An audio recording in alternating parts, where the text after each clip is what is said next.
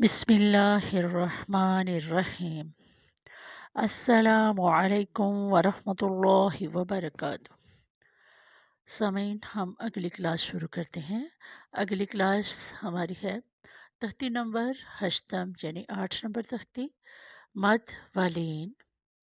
पहले मैं आपको मद व लीन के बारे में बाद में बताती हूँ। पहले मद की तख्ती आई है तो मैं आपको मद के बारे में बताती हूँ। यहाँ पे मद लिखा हुआ है, पहली तख्ती आई है मद के बारे में। तो मद के बारे में मैं आपको बताती हूँ। असल जो मद है वो अलिफ वाओ शा है।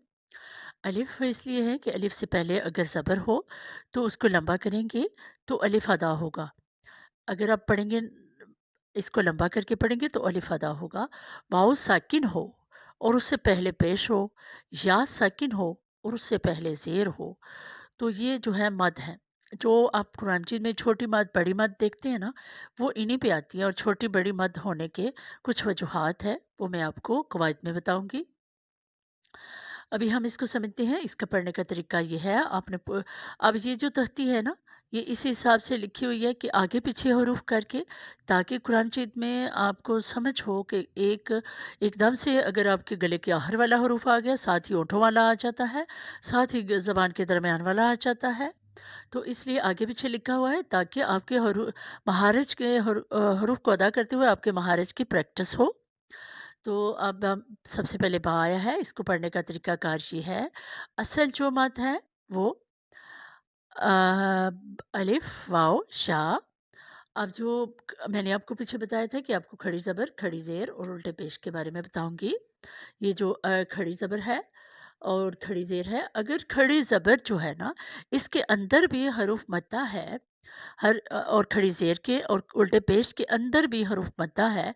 इसके अंदर हरफ मद्दा ये है कि अगर हम बा खड़ी ज़बर बा को खोल के लिखा है तो हमारा बन जाता है बा ज़बर अलिफ बा। और अगर बा खड़ी ज़ेर बी जो है उसको खोल के लिखें तो बा बड़ी ज़ेर डालना है, खड़ी ज़ेर नहीं, पर ज़ेर या साकिन बी। और अगर बा उल्टा पेश भू को, उल्टा पेश भू जो खाली भू लिखा हो उसको खोल के लिखें तो बा को सीधा पेश डाल के और आगे वाव साकिन, बा पेश वाव साकिन भू। जितनी खड़ी ज़बर आपने देखा कुरान मजीद में कि खड़ी ज़बर खड़ी ज़ेर उल्टे पेश के ऊपर भी मद है। तो ये जो भी कुरान मजीद में मद आती है वो इन्हीं हरूफों पर आती है। इन्हीं हरूफ पर जब मद आएगी तो उसको हम लंबा करके पढ़ते हैं, लेकिन इसको हमने अदा करने के लिए लंबा करना है कि अलिफ हमारा अदा हो, यानी इसको लंबा करेंगे तो अलिफ अदा होगा। इसको पढ़ने का तरीका ये है, आपने महारज का पूरा ध्यान रखना है। बिस्मिल्लाहिर्रहमानिर्रहीम। बा ज़बर अलिफ बा। देखिए मैं लंबा करती हूँ तो अलिफ अदा होगा। बा ज़बर अलिफ बा। अगर आप लंबा नहीं करेंगे तो जो खाली बा पड़ी होती है उसके ऊपर ज़बर होती है ना, वो बन जाता है। इसको बा ज़बर बा नहीं पढ़ना, इसको बा ज़बर अलिफ बा। बा पेश वाओ सेकंड बू, यानी हम बू को लंबा करेंगे तो वाओ सेकंड अदा होगा। अगर आप पढ़ेंगे ना बा पेश वाओ सेकंड बू तो वो गलत हो जाएगा। तो इसको हमने लंबा करना है पीछे वाले को, तो वाओ सेकंड अदा होगा।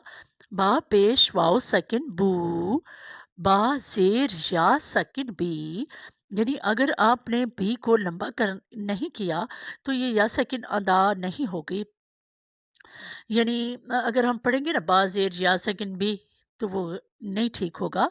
तो ठीक तरीका ये है कि बा ज़ेर या सेकंड बी, यानी लंबा करके पढ़ना है।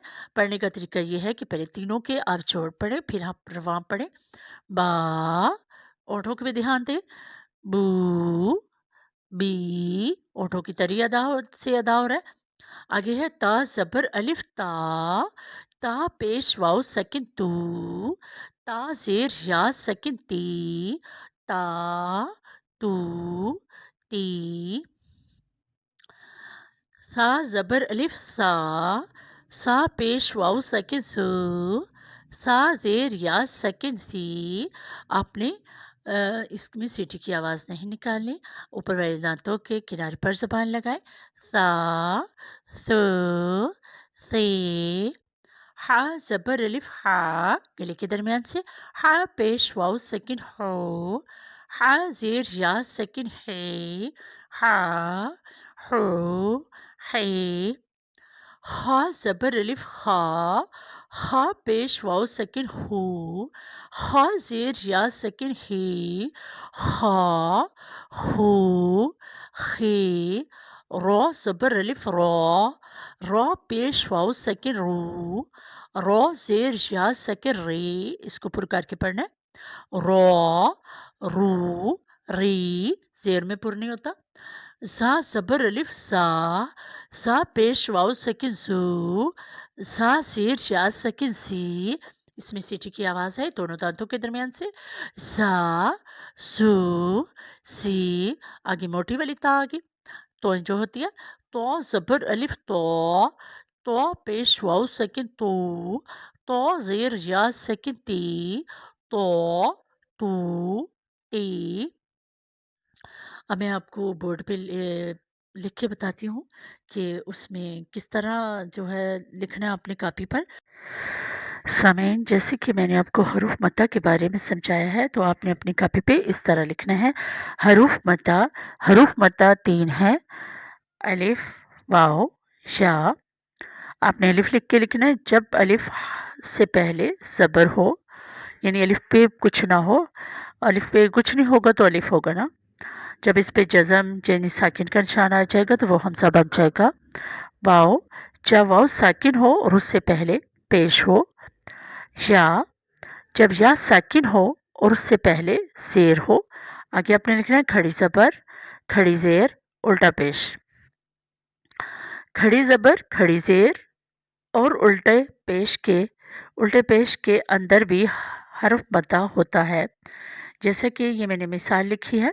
खड़ी ज़बर, अगर आप खड़ी ज़बर को खोल के लिखें तो बा ज़बर अलिफ बा बन जाता है, और उल्टा पेश को खोल के लिखें तो बा सीधा पेश वाव साकिन भू बन जाता है, और खड़ी ज़ेर को खोल के लिखा जाए तो बा ज़ेर या साकिन बी बन जाता है। अब ये देखिए इनके अंदर ये चीज़ें होती हैं। आपको इसको अपनी कॉपी पे उतार लेना है और याद रखना है कि ये मैंने किस तरह समझाया है और किस तरह लिखवाया है। आपको जब अब हर्फ मद्दा के बारे में बताया जाएगा ना, जो मद, बड़ी मद और छोटी मद, तो फिर आपको इसकी ज़रूरत पड़ेगी।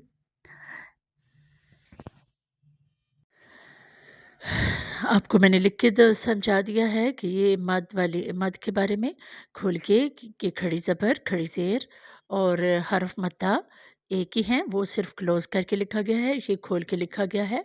इसी तरह मैं आपको लिख के बताऊँगी, अगला जब सबक होगा ना उसमें मैं दोबारा आपको लिख के बताऊँगी कि किन हर्फ़ों को किस तरह लिखा हो, और कुछ खोल के लिखे होते हैं और कुछ क्लोज़ करके लिखे होते हैं। ठीक है, मुझे इजाज़त दीजिए। अल्लाह हाफ़िज़। फ़ी अमानिल्लाह।